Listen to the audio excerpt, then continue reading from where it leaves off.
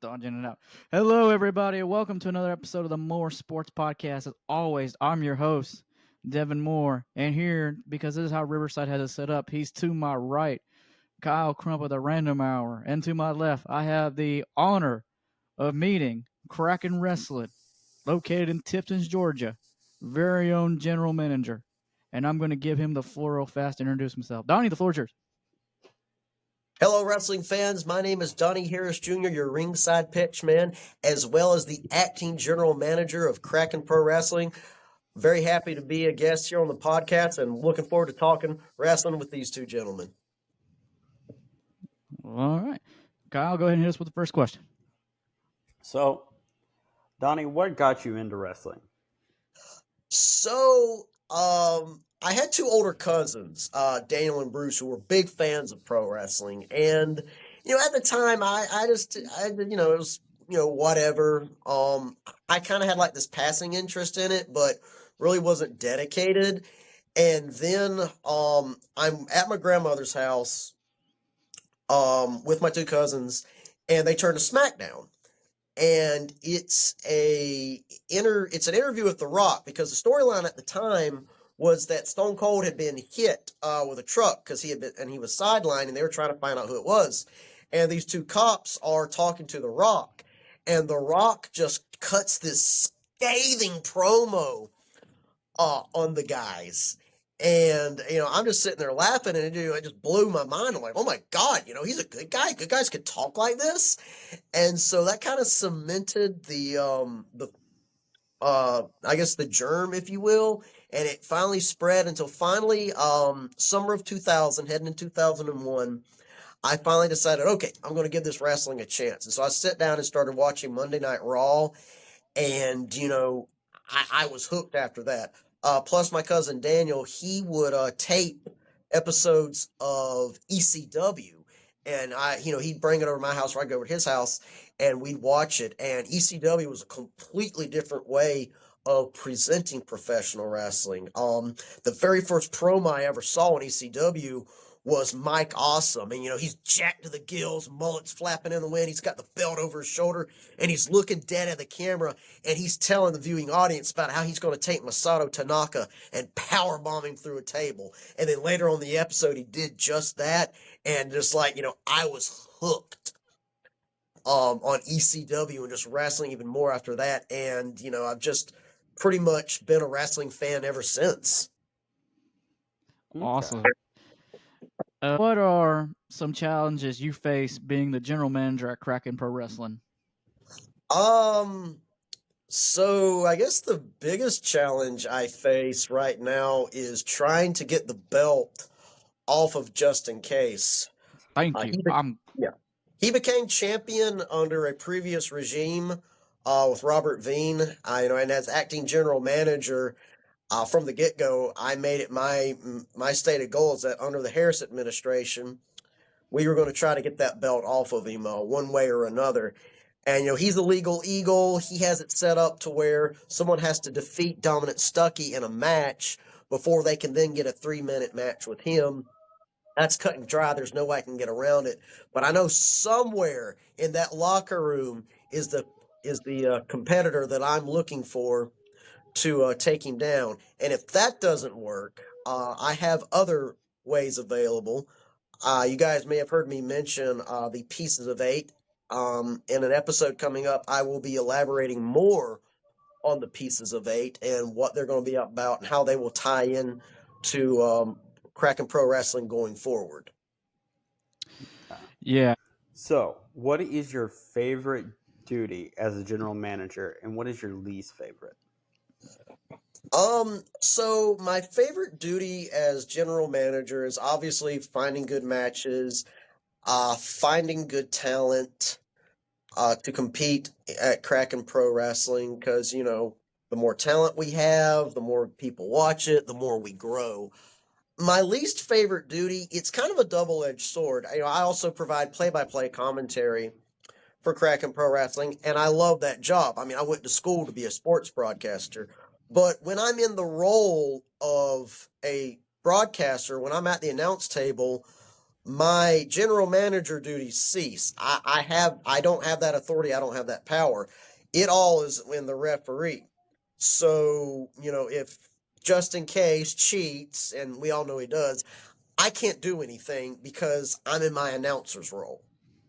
Mm-hmm. And, I'm kind of powerless to do anything in that thing. So that is a part of my duties there that is a little frustrating in that, while I'm at the announcer table, while I'm calling the action, which I love doing, I grew up wanting to do that. And so while I am living my dream, that part is very frustrating in that I cannot, just jump up from the table, put on my general manager's cap, and make right what may be happening in the ring. Oh, okay. That makes sense. Mm-hmm. Okay. All right. Donnie, we like to have a little fun with our guests here on our shows. So my next question I'm going to ask you is, what's a dream wrestling match you want to see? What is a dream wrestling match I want to see? That is a good question. There are so many. If it Quite. helps, if you want to name multiple ones, you can. Let's see here. I guess my dream match is pretty much anyone with athletic ability getting in the ring with Just In Case and tearing him a new one. That is my dream match. All right. Oh, that's a good answer. I did not expect that answer. Okay. So we ask hard hitting questions here, like this one. What is your pre-show snack? Oh, what is my pre-show snack?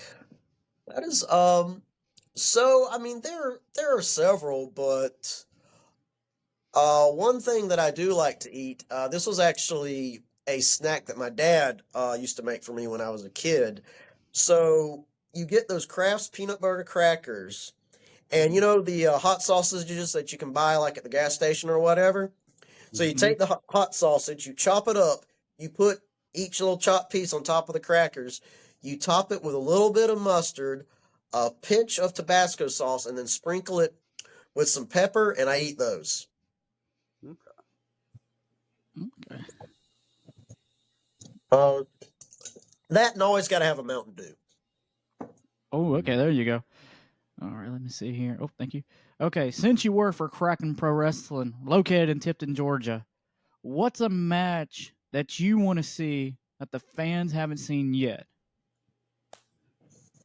That's a good Since you question. are active GM, That is a good. That is a good question. A match I would like to see. You know what? I would like to see Kevin Cantrell going one-on-one with Hold My Beer Hansen. oh, that would be a good one. It would be a good. Kevin Cantrell is, an accomplished athlete, 24 years in the business, has torn through everybody that has been put in front of him. And then you have Tiffin's favorite son, Sam Hold My Beer Hansen. Now, Sam is not quite as technically educated as Kevin Cantrell, but he's a brawler, he's a fighter, and he's very intuitive in the ring. Case in point, you saw him avenge his loss to Brother Azrael on, I believe it was our last episode. And, Brother Azrael outweighed him, probably by 100 pounds. Brother Azrael is no lightweight. He's what I like to call a wrecking ball in wrestling boots. And it took everything Sam Henson had, but he got the victory. So, I would love to see him go one-on-one with Kevin Cantrell some point in the future. Ooh, okay, that's a good one. That would be a good one. Okay, let's have a little fun with that question. Who would you want to see, and what kind of match stipulation would you want to do? Would you do a steel cage match? When I say match stipulation, I mean, do you want to do a steel cage match with them? Have fun with it. What's another one you want to see with a special match stipulation in it? So like two other competitors, or just like what Yeah, stipulation? What I want? you can What do both. stipulation? Oh, let me see here. Um, if it was between Hanson and Cantrell, I'd like it to be a knockout or submission match. No pinfalls, no holds barred. I would like to give them I would like to give them the framework to do what they do best and kind of take the handcuffs off, if you will, so that, their actions will not be governed by the normal rules of Kraken Pro Wrestling. Okay.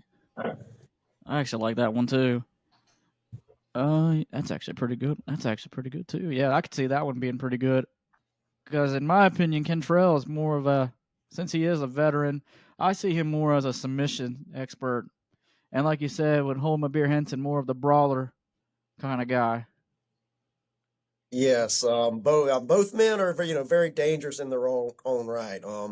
Cantrell's easily the most dangerous man on our roster right now, bar none. I mean, we have plenty of physically intimidating individuals in the roster. Lamar Diggs, both members of Noir, even I mean Charlie Kills. I mean, look at the guy; he has kills in his name. But Kevin Cantrell stands apart. And Hanson, I have seen Hanson overcome many obstacles, and like I said, I would love to sanction that match at some point in the future. Okay. Are there any crazy wrestling stories that you can share with us here that you've witnessed in your career? Oh my goodness, what are some that I can tell? What are some I can tell? Let me see here. I'd have to check.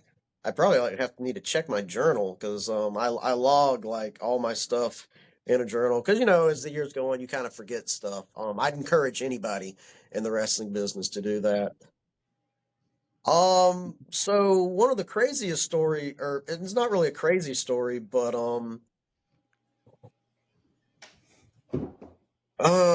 so it's actually let's go back to 2011 and here in Lake City where I live.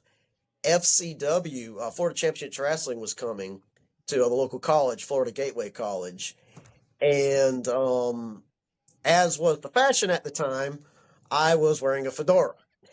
And, so I was getting a little bit of flack for it and all that. But Dusty Rhodes was doing a signing there at FCW prior to the show. And I remember going in line and we're going through and I get up to him and goes, "That's a cool hat, son." And it just made me being so proud. And so having nothing else to get autographed, I took off my hat and I had him sign it right there for me. And, I still have that hat. Flash forward a few years later, Ted DiBiase was at InfinityCon, which is a convention we have here in Lake City.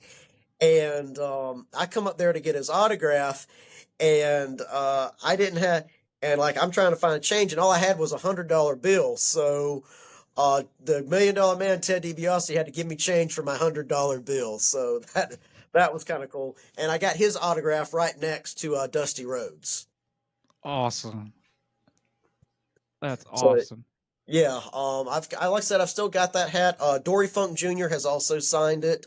Ricky the Dragon Steamboat has signed it. So it's actually got quite a lot of legend signatures on it. It's still got plenty of space. I hope to get a lot more signatures on it. Before I'm through. Okay. Okay. So, speaking of Hold My Beer Hanson, what is your drink of choice? What is my adult beverage drink of choice? I'm assuming you're asking. That is up to you. So, so I have several. I like rum, so Kraken Black Spiced Rum is a personal favorite. I really like mixing it with root beer. Mm-hmm. Outside of that, if I'm just socializing, I like a Taylor Port wine. It's very good. It's one of the sweeter wines, which is what my preferences is. As far as mixed drinks go, I like Ruby Relaxers and several others. I also, if you can find somebody brave enough to make it for you, there's one I like called the Alaskan Polar Bear Heater. Look it up. It'll put some hair on your chest. Okay. Oh no, no, no, no, no, no! I don't want no hair on my chest. Oh, I got some stories. Oof. Oh, I have some stories. Listen, I said Oh, I was your so. stories. I know, cause you witnessed half of my stories. I know. You threw up on a guy during his bachelor party one time, and he doesn't get over it. Hey, no one can contest that I was not a good friend that day. Anyways, Kyle, go ahead and ask the next question. Uh, what tag team would you love to see? What tag team would I love to see? Um, let's see here. I mean, as far as Georgia and all that goes, I really would like to see. There's a tag team. It's a faction. There's four of them now. Called Exodus that are really making a name for themselves. But they have a new member now called Jacob Walker, who me and Jacob actually trained together out at Dory Folk Junior School. He was learning to wrestle. I was learning to ring announce. And I really would like to see them in action at Kraken Pro Wrestling perhaps one day. Awesome. Well, kind of a follow up question here. Since you are active GM at Kraken Pro Wrestling, is there anybody in the wrestling business, whether it's the Indies, WWE, AEW, anybody that you would want to hire for Kraken Pro Wrestling? Huh. I mean, there's a lot of guys on the indies I'd like to see come to Kraken to get a crack at it. My there's a guy named Darion Drummond, who's active in the Panhandle. Very dangerous individual. Would love to see him out at Kraken. There's a guy named Lord, oh, having a brain part today. Desmond Tebow calls himself the Urkel of the Squared Circle. Would love to see him out at Kraken. I've become a big fan of his work. Who's some other people I'd like to see out at Kraken? The Manimal, Caden Marks, is a guy I would like to see out at Kraken Pro Wrestling. And, of course, Exodus, like I just mentioned, especially my friend Jacob Walker. There's a lot of people I would like to see come out to Kraken right now. But unfortunately, Kraken is already chock full of some of the best competitors we can have right now. So, the opportunities to find a spot on our roster are few and far between. Okay. So,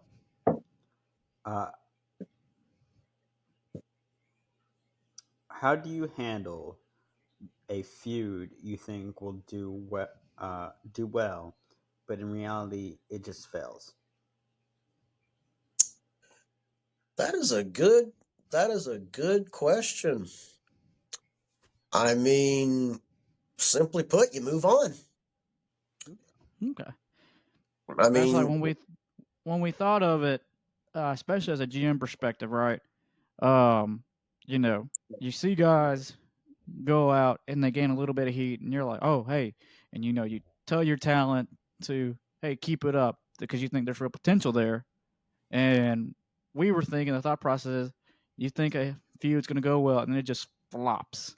And we were wondering if there was any strategies that GMs take to either reunite that fire when it comes to those feuds or anything like that. I mean, there are a few little secrets, but I mean, I'm not divulging every. I'm not, this ain't a tell-all, guys. I'm not divulging every secret in the locker room. Kayfabe is alive and well here.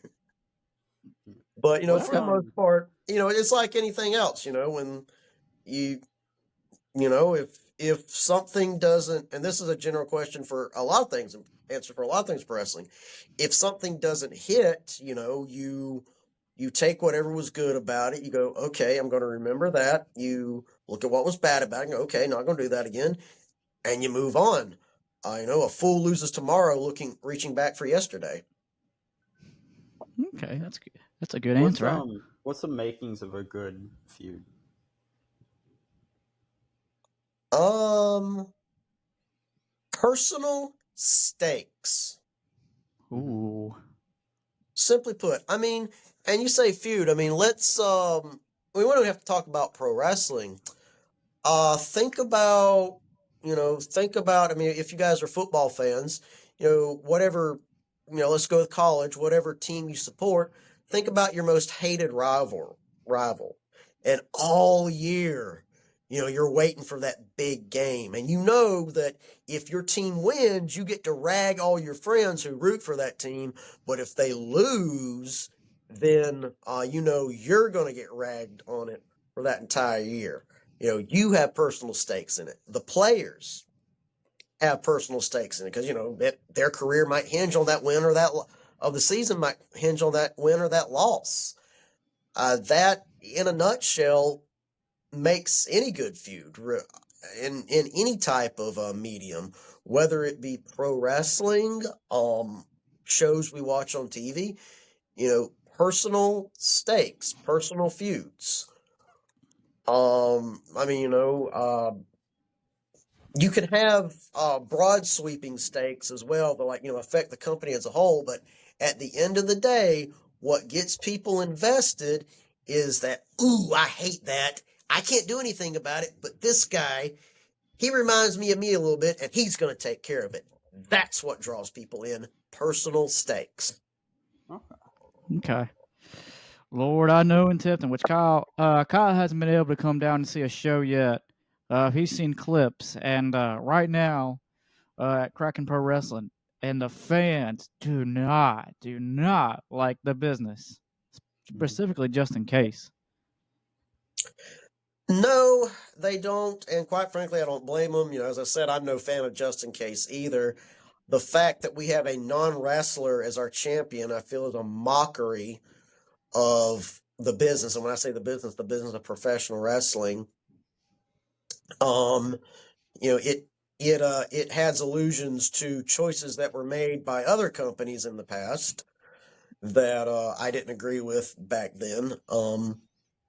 But there's unfortunately, there's only so much I can do about it, and that's trying to find the best competitors I can to hopefully, get that belt off of him.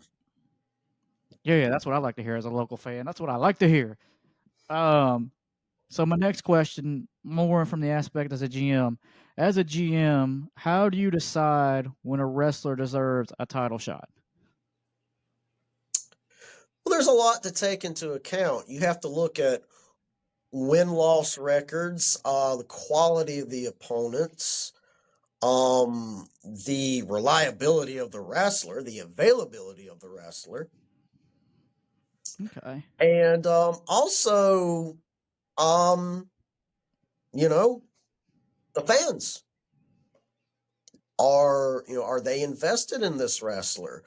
Whether they love him or hate him, so long as the emotions he elicits from them makes them come and buy a ticket, I listen to that as well. Okay. Interesting. Because I like that answer because I always viewed it as win loss, or really I thought, for me personally, I always thought it was just feuds, right? If they feud with the champion, but I obviously didn't think about availability and things of that nature. So thank you. Oh yes, So, reliability and availability is a big thing in this business. Well, basically in any business, whether it be sports or entertainment. I mean, as a stand-up comedian, I mean, you've got to be available to various promoters and all that. And when you say I'm going to be there, you have to be there. Your word is your bond. Right. All right, Kyle, go ahead. if you could create your own championship, how would you design it? Funny you should mention that, gentlemen. If you'll give me 1 second. Ooh, we're getting a goodie. So, I don't know how well it's showing up. This is the Brass Knuckles Championship. It borrows a little bit from a old hardcore championship. And it's on brown leather, has brass knuckles there. Nice. So this was a championship that I kind of designed. My design, well, kind of designed myself. Obviously, I borrowed heavily from one. Mhm. So I'm a big fan of championships that have unique stipulations. And in Southern wrestling, brass knuckles championships were a big deal. They weren't an all-out death match championship. I do not approve of death match wrestling at all. But brass knuckles, there were stipulations, but they were very small. You won by knockout or submission, and whoever was Guys. no problem. So we'll just like I was just talking with Kyle, like we'll just like kind of cut that part out after I show the belt. Yeah. Sorry. Okay. Anyways, sorry about that. But yeah, the championship, we wrapped that up. So he was about to do. You want to just show the belt again and start from there? No, that's fine. It'll piece Okay. all together. Okay. Sorry. They called and Lord. But yeah, let's see. Again, sorry, Donnie, about that. That's no problem, dude. I mean, hey, dude, you hustling. I understand it. I get it. I appreciate the hustle. So you ain't got to apologize for that. Anyways, yeah, that was pretty much our last question. Donnie, is there anything you'd like for the people to know at home? Well, first of all, as acting general manager of Kraken Pro Wrestling, I want to thank everyone for supporting us in Tifton, Georgia. Do not forget, new episodes drop every Thursday night at 7:00 p.m. And it's been great coming on here with Kyle and Devin. I really appreciate you guys giving the time to not only just kind of learn a little bit about me, but talk about wrestling in general, and giving a little bit more exposure to Kraken Pro Wrestling as the acting general manager. I certainly thank you for that, gentlemen. And I just look forward to all the other interviews you guys are going to do in the future. Oh yeah. Oh yeah, we got some doozy ones lined up. Oh man, but as always, everybody, you can also check us out our YouTube channel, Random Incorporated. You can also where you can watch the video version of this interview and also other interviews we've done with Kyle's podcast, the Random Hour podcast, and as well our movie review podcast, Popcorn Buckets, which both shows have new episodes that come out every Sunday. And you can follow us on social media. You can follow us on Instagram at Random Bucket Boys, and on Instagram is Random Corporate One. Donnie, any last words? Once again, thank you for tuning in here to the Random Hour podcast, and we look forward to seeing you at Kraken Pro Wrestling's next show. Okay.